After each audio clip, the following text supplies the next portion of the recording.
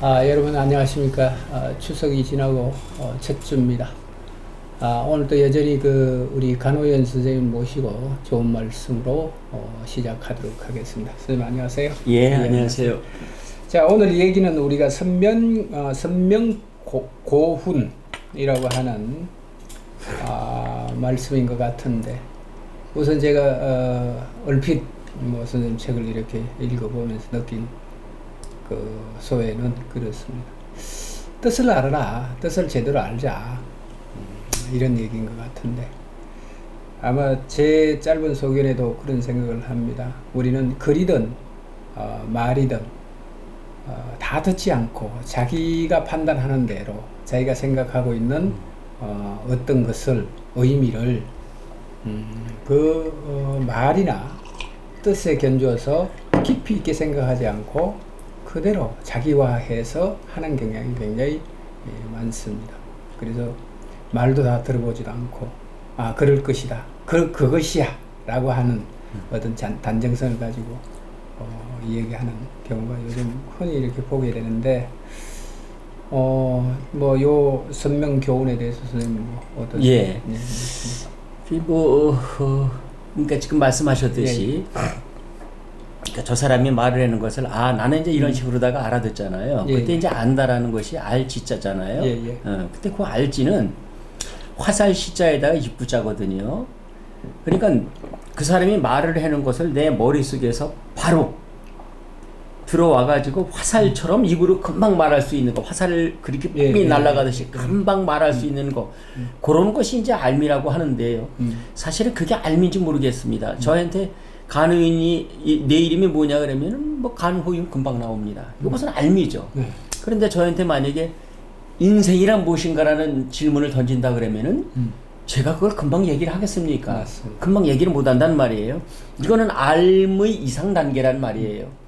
근데 이런 것이 사실은 굉장히 많죠. 상대방이 질문을 했을 적에도 그 질문을 진짜 다 들어보고 거기에 대해서 자기가 알면은 아는 거지만, 모르는 거는 이제 상대방에게 물어야지 되는데 그런 것도 없이 자기가 그냥 알아듣고는 내가 알아들었다라고 생각을 하는 거죠. 나중에 보면 그게 그런 얘기에서 이런 경우가 상당히 많지 않습니까? 그래서 왜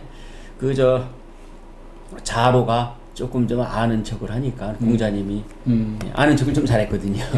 자로가 자로가 좀 공자님한테 구박을 좀 받다 보니까 늘 안외는 칭찬하고 자기는 칭찬하지 않으니까 좀 아는 척을 좀 잘하고 그랬는데, 그 공자님이 한번 불러서 얘기를 해요. 내 너에게 아는 것에 대해서 알려주랴. 지지는 지지고 부지는 부지가 시지야. 그 아는 거 안다고 하고 모르는 거 모른다고 하는 거, 이게 알미야. 그러니까 모르는 것이 있을 수 있다는 것을 생각을 해야지 되거든요. 그러니까 모르는 게 알미라는 거죠. 공자의 말은 모르는 게 아는 것이지 아는 게 아니다. 그러니까 아는 것에 대해서 끊임없이 내가 진짜 이게 내가 아는 것인가라는 걸 생각을 해야 되는데, 일반 사람들은 그렇게 생각하지 않는단 말이에요. 진짜 그런 경우가 상당히 많거든요. 오해가 이제 거기서 빚어지는 거고, 책도 마찬가지예요. 이 책을 쓴 사람이 그거를 얼마나 고심참담한 마음으로 썼는데, 그거를 자기는 가벼운 마음으로다가 그 책을 읽었다고 하니 그게 읽은 게 아니죠. 그래서 우리가 이제 아까 초도에서 제가 말씀을 드렸는데, 글쎄 억울한 일이 참 많죠. 이 세상에서 말로서 우리가 좀 비추어서 얘기를 하면, 상대는 분명히 그런 의도를 가지고 얘기하지 않았는데도 불구하고 그 말을 듣는 사람은 자기화한 거죠.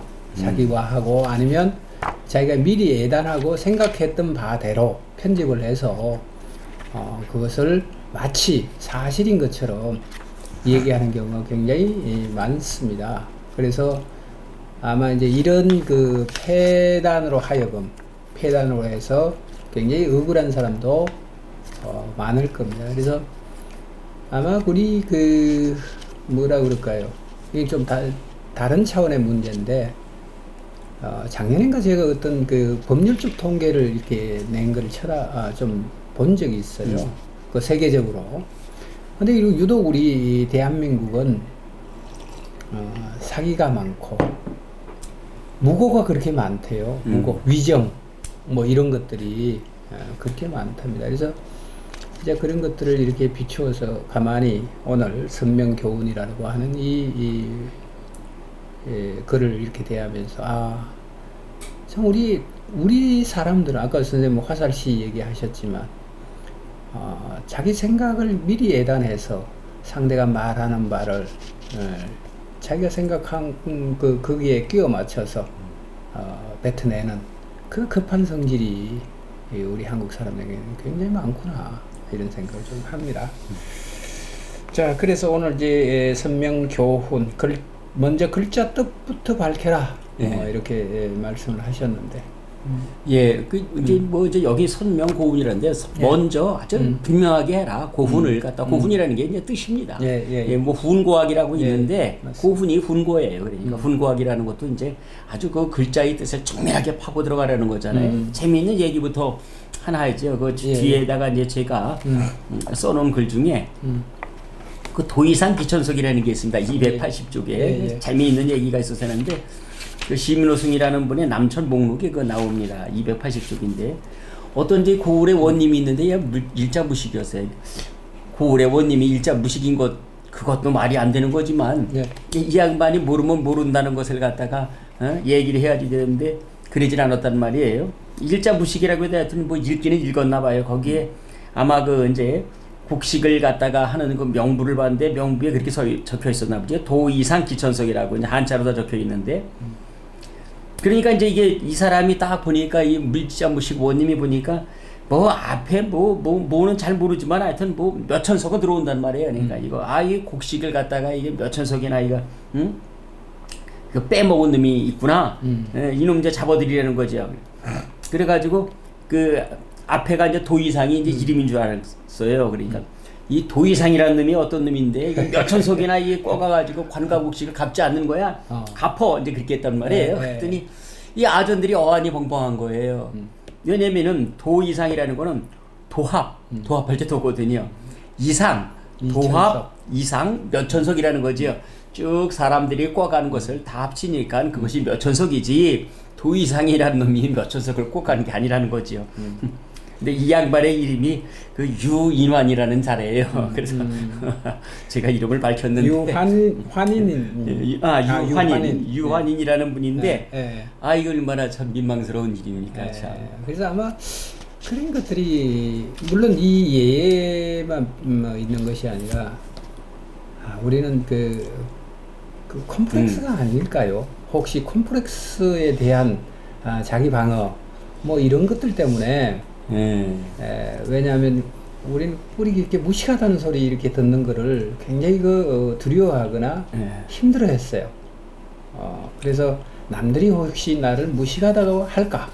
그런 게 있죠. 이런 것들 때문에 몰라도 아는 척하고 자기가 미처 파악하지 못했음에도 불구하고 마치 다 파악한 것처럼 그렇게 꾸며대는 게 아닌가. 그러니까 지식만을 우리가 참 수수해서 이제 그런 경우죠. 사실 우리는 이런 거 하는 걸 공부하는 걸 학문이라고 그러잖아요. 근데 학문의 학자가 배울학자라는 건 다 아는데 물어보면은 학문의 문자가 무엇이냐 그러면은 한 70-80%가 그럴 문자라고 생각해요. 글을 배운다. 학문이 글을 배우는 게 아니라 학문이 배울학자의 물을 문자거든요.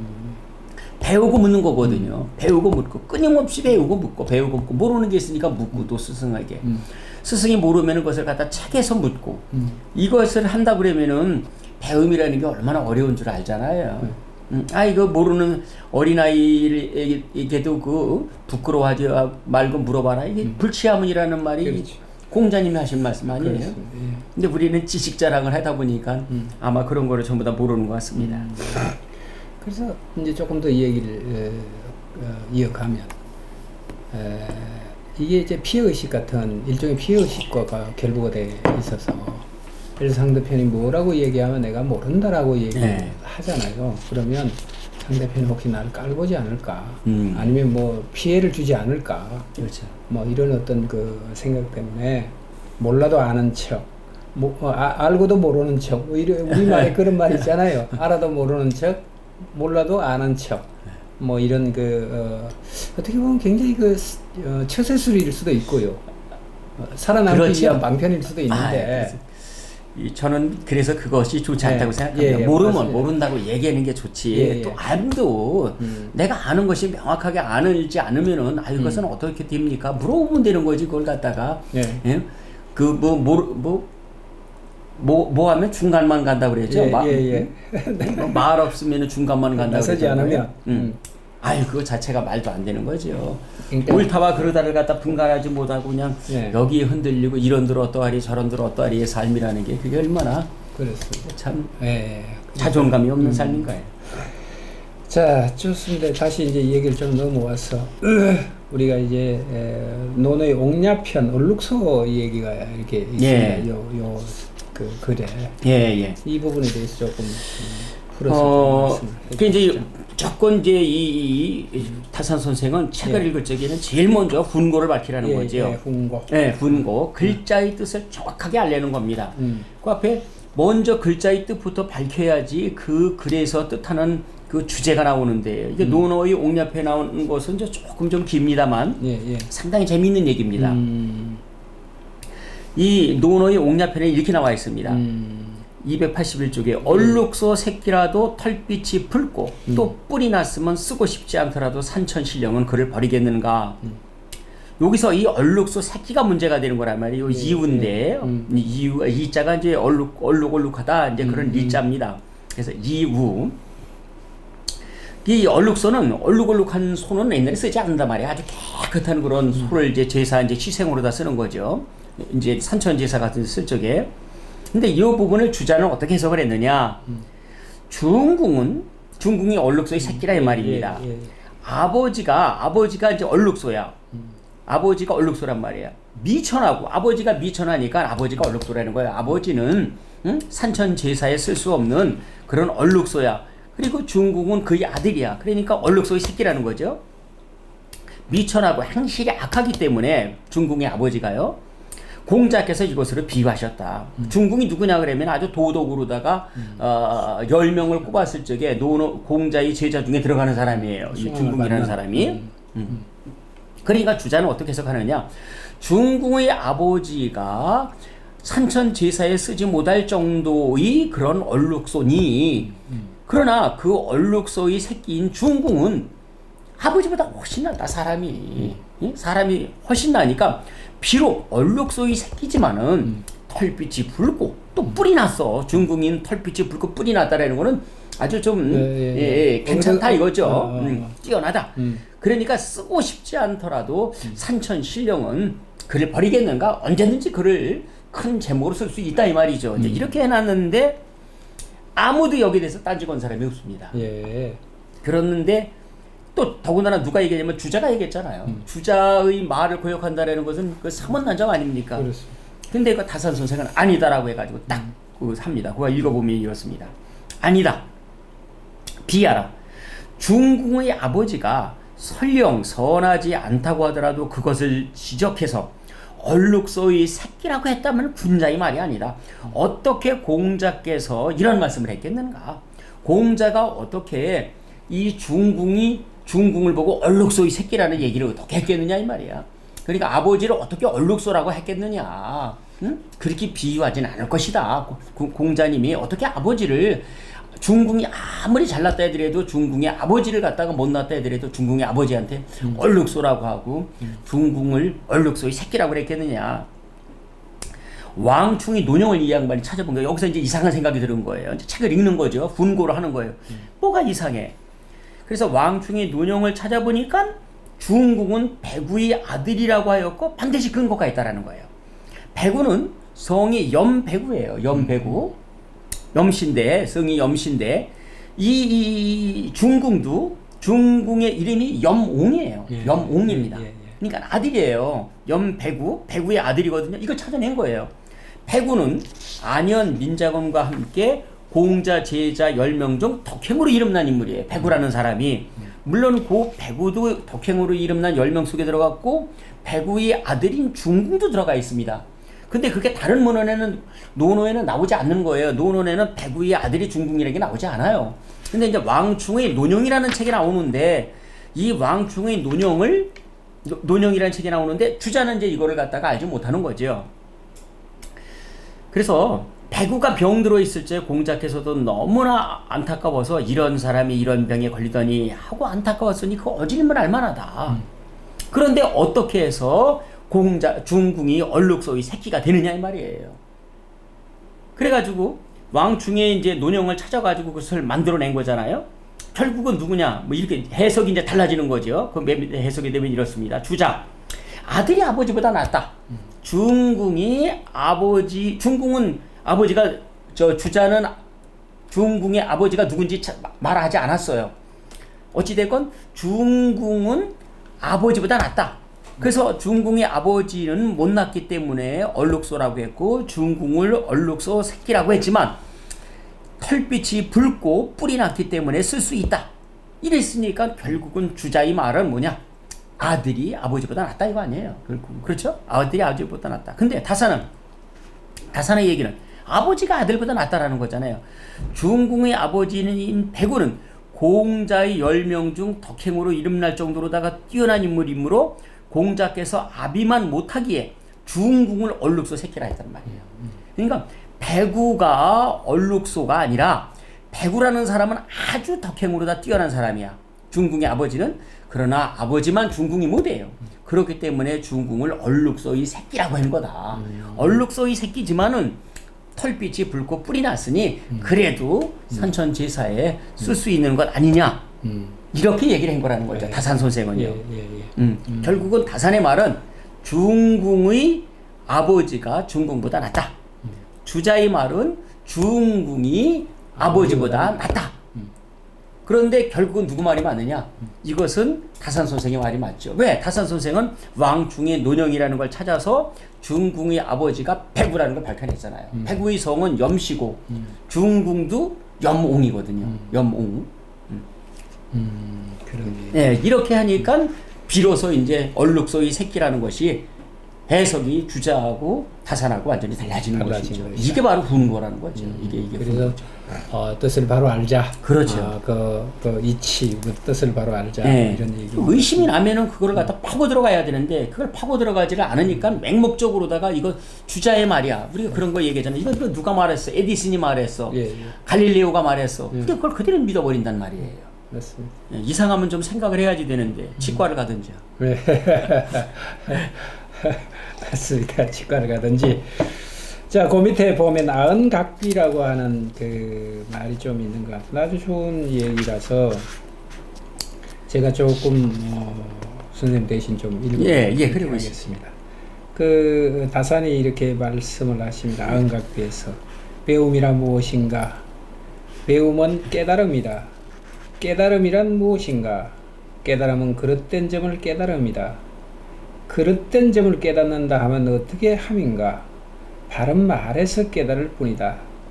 말하는데 쥐눈을 가리켜 옥등이라 하다가 잠깐 있다 깨닫고는 이것은 쥐일 뿐이야. 내가 말 잘못해서 하고 또 사슴 가리켜 말이라고 하다가 잠깐 있다 깨닫고 이것은 사슴일 뿐이야. 내가 말 잘못해서 한다. 그리고 이미 저지른 잘못 깨닫고 나서 부끄러워하고 뉘우치고 고쳐야만 이것을 배움이라 하는 것이다. 이렇게 이제 말씀을 하십니다. 그래서 우리가 그 선생님 말씀 중에 이제 훈고라고 하는 그 부분이 미처 가닿지 못했다고 하더라도 내가 어떤 글을 또는 어떤 말을 듣고 미처 그것을 다 파악하지 못했다고 한다면 다시 그걸 바로 파악하려고 노력을 하는 것이 중요하다. 뭐 이런 얘기인 것 같습니다. 가온각비가 그래서 아온이라는 게 바른 말이거든요. 바른 말을 가지고 바른 말을 중심으로 다 세워놓고 그리고 잘못된 것을 깨닫는 거죠. 각비. 그래서 그것을 써놓은 게 이제 아온각비입니다. 그래서 아온각비에서는 이제 우리나라에서 잘못 쓰는 그런 말들을 전부 다 이제 찾아서 실어놓은 거거든요. 근데 그러려면은 우선 내가 그것을 갖다가 뭔가 그릇된 점을 깨달아야 된다는 말이에요. 그리고는 잘못했어. 내가 잘못했어. 이걸 그냥 말이잖아요. 이 다산 선생님 같은 사람은 조선의 천재란 말이에요. 근데 내가 잘못했어를 쉽게 말을 한단 말이에요. 그걸 부끄러워한다고요. 선생님들도 학생들이 물어보면은 모르면 모른다고 하는 게 제일 좋은 거거든요. 공자도 그렇게 얘기했는데 근데 그걸 굳이 얘기한단 말이에요. 선생님 뭐 모른다고 하셨죠? 아니 그렇지 않아요. 저도 맨 처음에는 부끄러워서 얼굴이 빨개져가지고 그랬는데 나중에 보니까 부끄러워할 이유가 없더라고요. 내가 알면 되는 거지 뭘 그걸 갖다 부끄러워해요. 맞습니다. 근데 거기에 그렇잖아요. 그 잘못을 깨닫고 부끄러워하고 부끄러운 나와요. 그렇죠? 기, 각, 이, 괴원이라 괴원. 부끄럽다 이거죠. 부끄러워하고 그 다음에는 회원. 아 내가 왜 몰랐지 저거를 왜 공부를 안 했지 뉘우치고 그런 다음에 개원이라 고치면 된다 이거죠. 고치면 된다 이거죠. 맞습니다. 자, 그 외에 또 좋은 말씀을 좀 이어가신다면 어떤 걸 우리들에게 말씀 좀 해주세요. 그래서 이제 다시 한번 여기 62쪽 첫 페이지를 좀 읽어줘야 될 것 같아요. 내가 오직 독서하는 방법은 이게 독서하는 방법이거든요. 우리가 책을 읽는 방법을 갖다 그러면 무조건 처음부터 끝까지 읽는 게 방법이에요. 아니면 다독을 한다든지 다독 아무 짝에도 쓸모없다고 그러는 거예요. 책 한 권을 제대로 읽어도 책 한 권만 제대로 읽어도 얼마든지 책 10권이나 100권 읽은 것보다 나은 게 있습니다. 맞습니다. 물론 책을 잘 선정해야죠. 내가 70% 80% 아는 책은 100번 읽어야 큰 의미가 없습니다. 솔직히. 내가 어려운 책, 모르는 책을 한 권을 갖다가 읽어야죠. 내가 오직 독서하는 방법은 반드시 먼저 훈을 밝히는 데서부터 시작한다. 훈은 글자의 뜻이다. 글자의 뜻이 통한 후에 구절을 이해하며 구절의 뜻이 통한 후에 문장을 분석하고 문장의 뜻이 통한 후에 한 편의 큰 뜻이 나타난다. 그래서 그 위에 이색이라는 분은 만흥에서 글 읽는 건 관역 맞추기라고 그러잖아요. 글 읽는 건 관역 맞추기. 그 관역이라는 것은 이제 글의 핵심이잖아요. 핵심 찾기가 그렇게 어렵다라는 거예요, 사실은요. 그런데 그냥 책을 무조건 읽고는 자기가 다 읽었다고 그러는 거죠.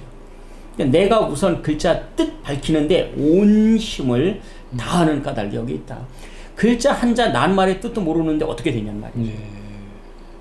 근데 옛날 책 같은 경우에는 고전 같은 경우에는 모르는 낱말이 부지기 수거든요. 그렇겠죠. 그러니까 영어 공부하려고 하면 영어 사전 놓고 공부하는데 왜 국어책 놓으면 국어 사전 놓고 공부 안 하는지 도대체 이해가 가지 않더라고요.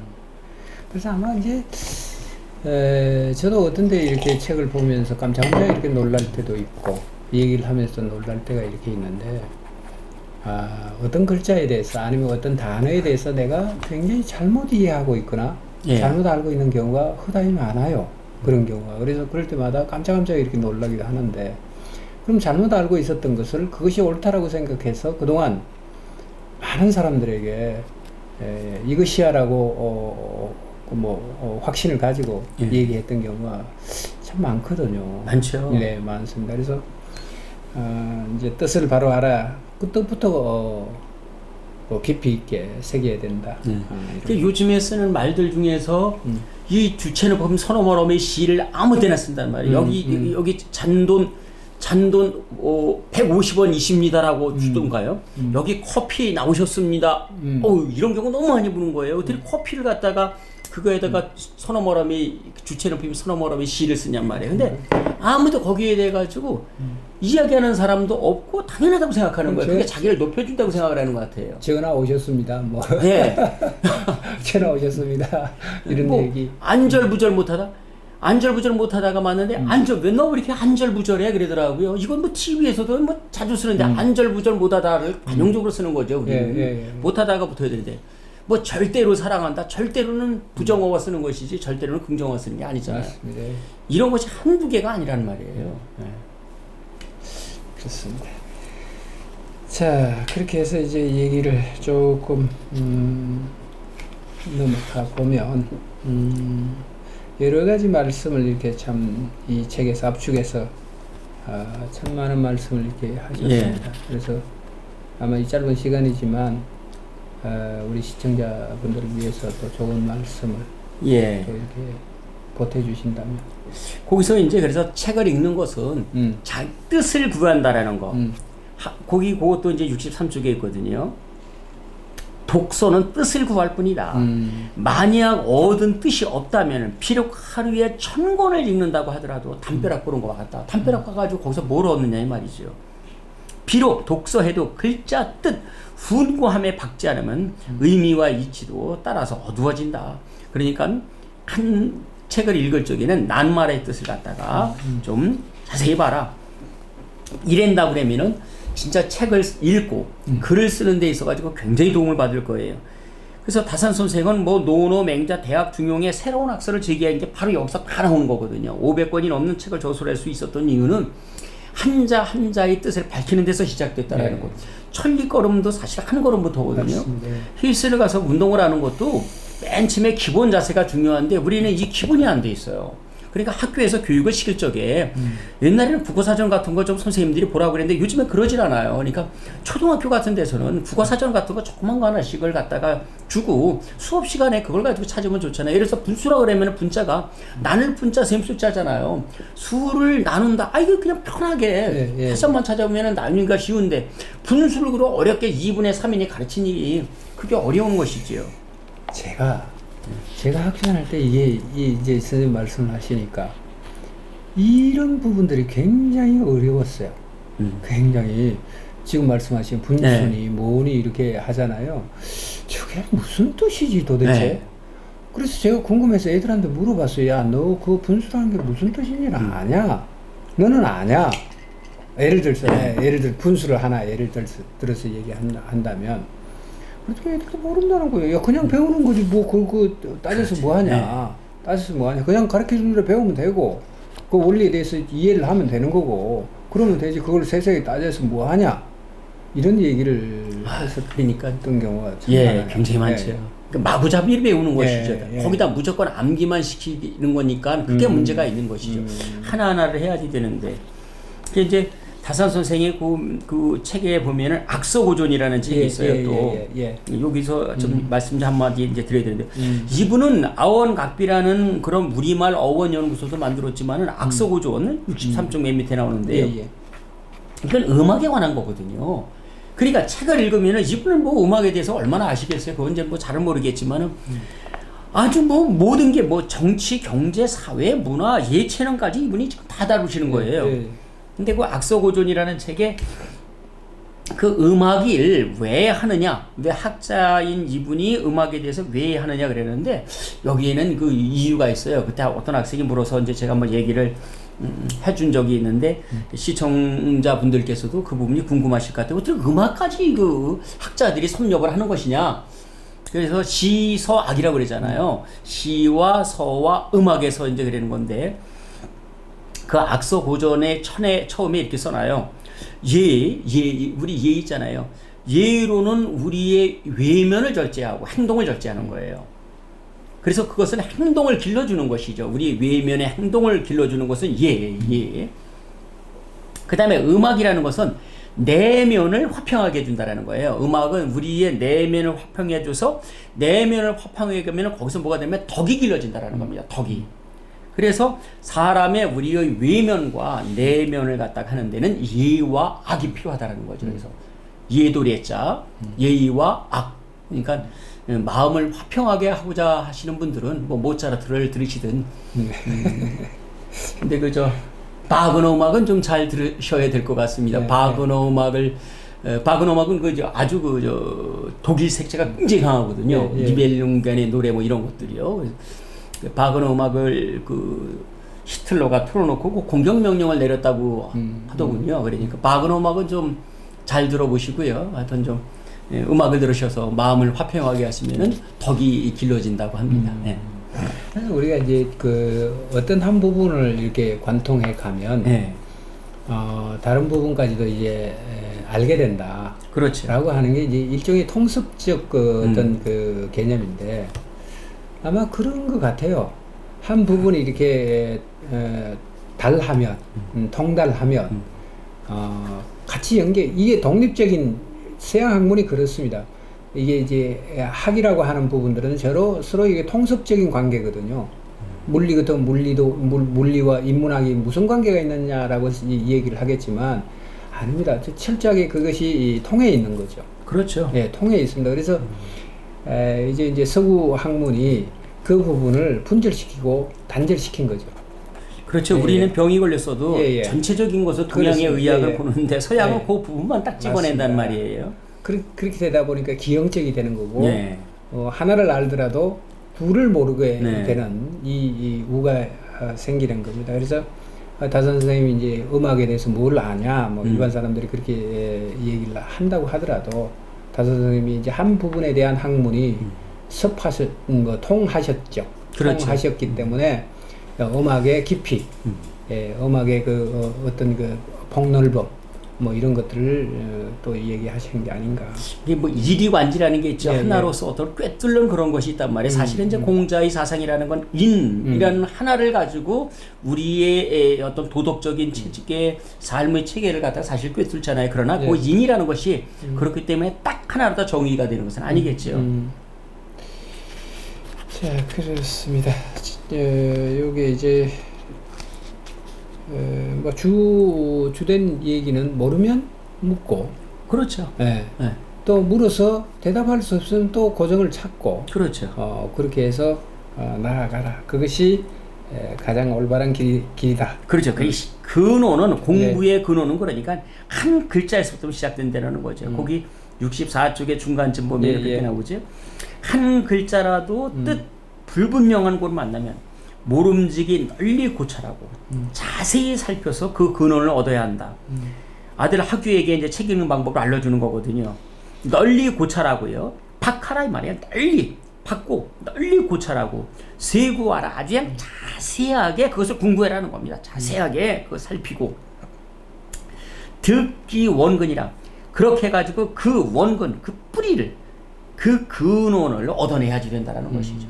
근데 우리는 이런 공부 방법을 사실 하질 않는단 말이에요. 그래서 주마간 산격으로다가 책을 읽으니 그게 어디 되겠냔 말이에요. 맞습니다. 그러니까 책을 읽는 것도 그래서 이제 김득신이라는 분이 있어요. 김득신이라는 분이 뒤에 제가 이제 여기 제가 안 써놨나? 여기 이제 봄잠에 287쪽에 이제 김득신이라는 분이 있는데 이 김득신이라는 분이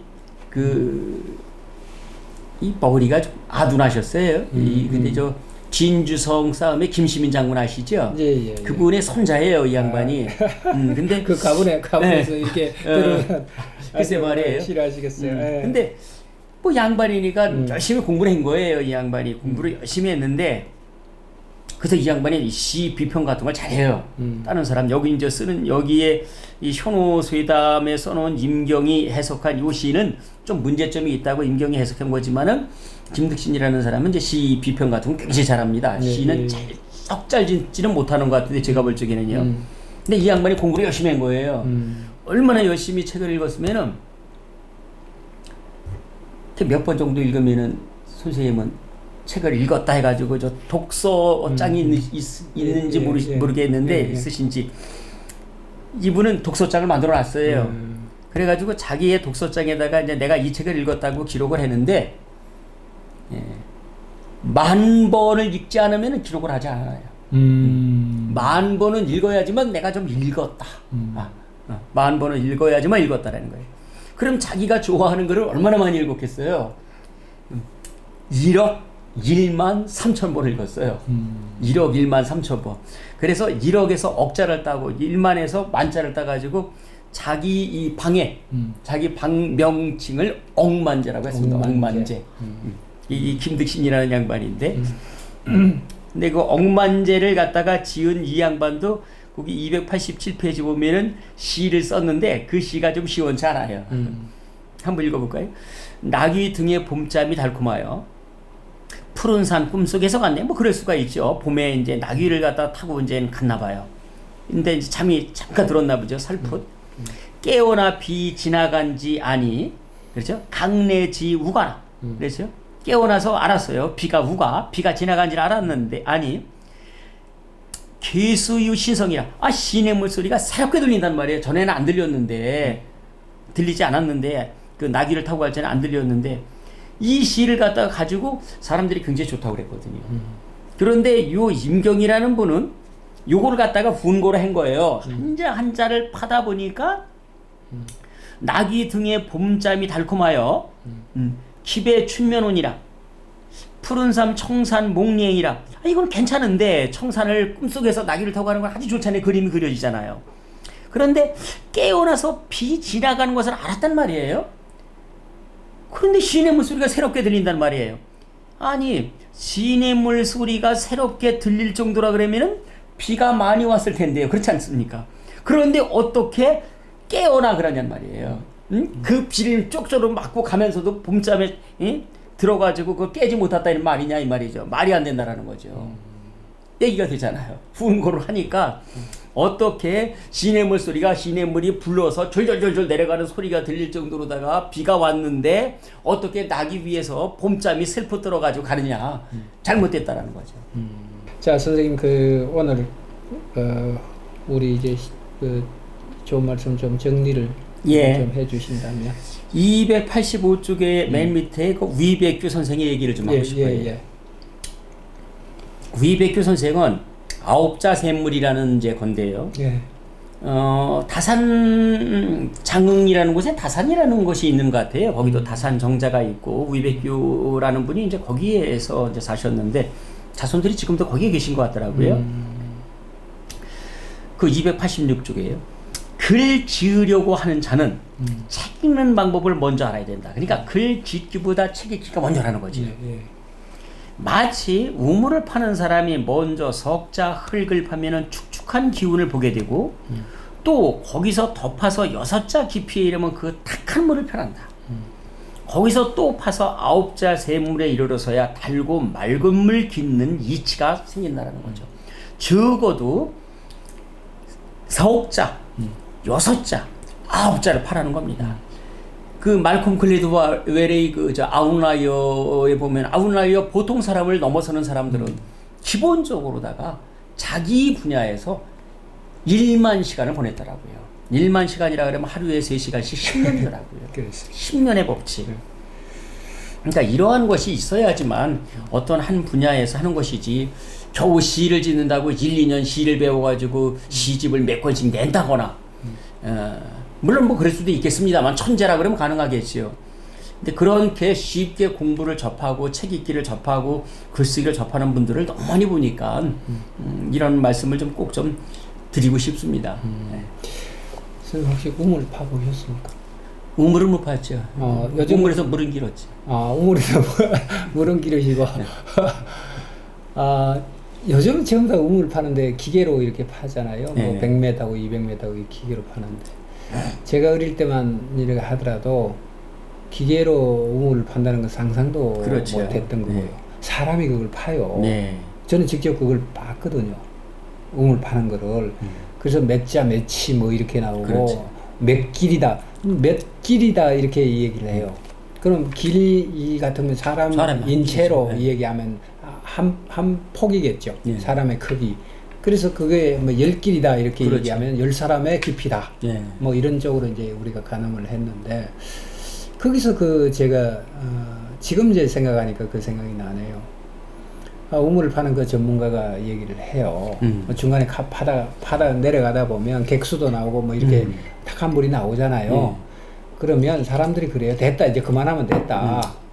그 물 나오지 않냐. 네. 그럴 때 그 사람이 그 얘기를 해요. 아닙니다. 이건 객수입니다. 먹지 못하는 물입니다. 여기서 더 깊이 내려가면 어디에서 닿아야 되냐면 청석에 닿아야 된다. 청석. 그래 제일 밑바닥이겠죠. 네. 제일 밑바닥에 그 돌에 단단한 돌청에 닿아야만 비로소 샘물로서의 맑은 물이 나옵니다. 이런 얘기를 한 적을 제가 들어봤어요. 들었습니다. 그래서 선생님 지금 말씀하시는 게 한 분야에서 천일 얘기하셨나요? 네, 1만 시간. 1만 시간. 1만 시간. 10년은. 그래서 조금 우리 불교 쪽에 계시는 분들은 좀 죄송하지만, 우리 10년 공부? 뭐라고 하나요? 뭐, 남마음이 타버리는 거지. 도로아미 타버리라고 하죠. 도로아미 타버리라고 하죠. 그래서 최소한 도로아미 타버리 안 되려면, 10년을 파고 또 파고 깊이 있게 그렇게 한번 매진해 봐야 된다. 뜻을 새겨가면서. 그래서 공부라는 것은 학교천정이라 우물파괴와 같다라는 거죠. 근데 네. 저는 뭐 참 이 전공을 갖다가 지금 30년이 넘게 하고 있지만은 파도 아직 뭐 아까 객수라 그러셨나요? 탁수만 나오지 이게 청수가 나오질 않습니다. 참. 저도 뭐 그런 부분들에 대해서는 뭐 자유롭지 못하고 늘 모를 때는 아무것도 괴롭지 않아요. 모를 때는 그렇죠. 아무것도 괴롭지 않고 뽐내고 싶고 막 이렇게 되는데 이제 조금 알게 되니까 자꾸 두렵고 걱정이 앞서요. 그럼. 이게 뭔가 이게 폐단인지 모르겠지만 알게 되니까 두렵고 알게 되니까 걱정이 되고 알게 되니까 섣불리 뭘 하지를 못하겠고요. 모르는 게 더 많아서 그러는 거죠. 그렇습니다. 하는 건 요만큼밖에 안 되고 네. 모르는 게 점점 더 많이 보이니까. 그렇습니다. 그래서 이제 그런 걸 생각을 하면 아마 우리가 오늘 공부했던 같이 봐왔던 선명교훈이라고 하는 고훈이라고 하는 이 글귀가 아주 깊이 있게 여러분들 가슴 속에 새겨지리라 그렇게 생각을 합니다. 자, 선생님 마지막으로 하신 말씀 오늘 여기 포종해우라는 말이 있는데 예. 아까도 마지막이라고 그랬는데요. 예. 그 소를 잡는 사람이 예. 3년간 그냥 일소만 잡는 거예요. 예. 그건 어떻게 보면은 단순 기술이잖아요. 공부와도 또 다른 거란 말이에요. 근데 3년을 하니까 비로소 소 잡는 게 보이더라는 거예요. 소의 살 부위를. 그랬듯이 어떤 한 분야에서 진짜 절차탁마라는 말도 있고 그러니까 자기의 분야에서 최선을 다해서 생활을 하시고 또 연구를 하고 매진을 하신다고 그러면은 뭔가는 이루지 않을까 그런 생각을 합니다. 이 얘기를 조금만 이제 더 이어가자면 아마 이제 우리가 신부님들도 네. 기도원 수도원이죠. 수도원에 한번 들어가시면 이제 바깥 세상하고는 절연하고 이렇게 사시는 분들이 계시잖아요. 그래서 거기에 이제 예를 들어서 신을 기우면 평생 동안 그 신만 기워요. 30년이든 50년이든 예. 이렇게 기우면서 왜 그 신을 기우냐? 왜 신을 기우냐? 그럼 신을 기움에 있어서 통달을 하게 되면 바로 하나님과 통달하는 그 문이라는 거예요. 일반 사람들은 일반적으로 이렇게 들으면 도대체 기도를 열심히 한다든가 이렇게 해야지 왜 신을 열심히 기워서 하나님에 간다? 그건 말이 되냐? 이렇게 얘기를 하지만 저는 굉장히 그것이 놀라웠습니다. 예. 왜냐하면 우리 절 같은 데도 우리 문화재라고 지금 이렇게 얘기하고 있는 많은 보물들이 있지 않습니까? 그 보물들은 물론 장인들도 만드는 경우도 있지만 스님들이 직접 평생을 어릴 때부터 입문을 해서 탱화 같으면 탱화를 평생 동안 수련을 합니다. 그렇죠. 평생 동안 그 수련을 해서 그 수련하는 과정을 덕하면 그것이 바로 깨달음이다라고 하는 그 세계를 그분들은 행으로서 실천으로서 그걸 보여준 게 아닌가. 그렇지. 제가 한번 적절한 비유일지는 모르겠지만은 학교 교사를 이제 박사 과정을 공부를 하다가 도저히 이제 학교 교사와 같이 병행을 할 수 없어가지고 제가 이제 휴직을 했었습니다. 예. 휴직을 하고 고등학교 교사에다가 저는 그 세계가 전부였었죠. 10몇 년을 갖다가 하다가 휴직을 한 뒤에 1년 뒤에 다시 이제 도저히 안 되겠어서 생활이 안 돼가지고 다시 복직을 했습니다. 복직을 해가지고 제가 교장 선생님 한번 말씀 좀 한번 해달라고 그러더라고요. 1년 휴직을 하고 들어왔는데 뭐래도 말이 있어야 되지 않겠습니까? 라고 해서 했는데 복직을 한 첫날 학교가 보이더라고요. 제가 근무했었던 학교가 저는 거기가 온 세상의 전부라고 생각을 했었어요. 그때 제가 뭐라고 그랬냐면은 제가 그동안에 가두리 양식장 안에 있는 고기라는 것을 알았습니다. 그래서 제 별명이 가두리 양식장이 됐었는데 정말 그건 상당히 놀라운 거였어요. 외부의 세계를 보고 다시 교직에 들어가 보니까 그 교무실의 이 풍경이 마치 내가 가두리 양식장 안에 있는 고기라는 걸 느꼈어요. 그래서 방 밖으로 나가는 것.